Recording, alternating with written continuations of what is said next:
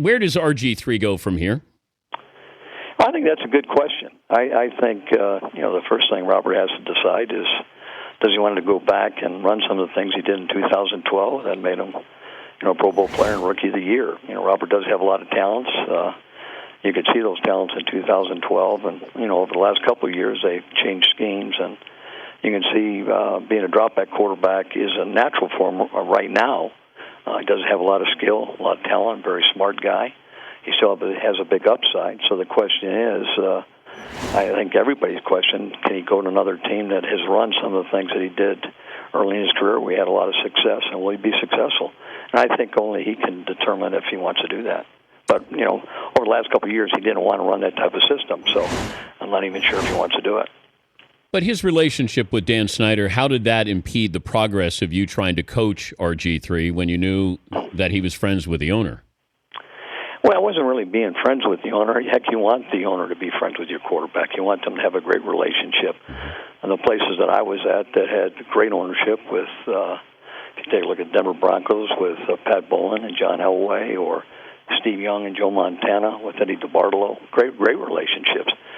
I just think that, once that the owner and the quarterback, that they decide that, the type of offense that we were very successful with in 2012, that you really don't want to run a lot of those plays. You want to run more. You want to throw more. You want to run less, and you get other people involved. It takes away from the coach.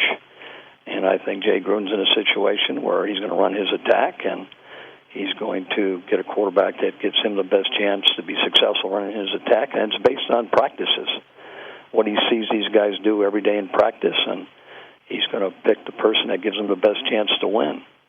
And that's what you're looking for in a head coach, picking out the best players and letting guys compete. And at the end of the day, players know. Player knows who the best players are, and as a head coach, you better play the best players, or you'll lose your football team very quickly. What would you have done differently during your stay with the Redskins with RG3? I don't think I would have done anything differently.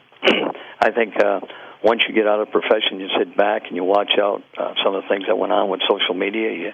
As a head football coach, you're kind of naive. You kind of live in your own world. You get in there early, you leave late. You really don't know what goes on. But when I sat down with Dan, really throughout my first year, Dan was very hesitant with Robert being the type of quarterback he was, because he was taking a lot of shots.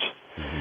And when you run that type of offense, you have to know when to slide. You have to know when to throw the football away, very similar to what Russell Wilson did last year. He did a great job running the football, but Russell Wilson never got hit. He learned when to slide, how to slide, when to throw it away, and you don't have to run the read option very often to have that as a threat. But what you have to be able to do is keep the defense off balance, because if it utilizes your skill set, and you can keep a defense off balance, and all of a sudden you run it 10 times in a game, very similar to what Seattle did on occasion, you can really get a defense off balance, and it's a difference in winning or losing a game. But once you change schemes and you want to go to a scheme that really you haven't done throughout your career, it does take some time.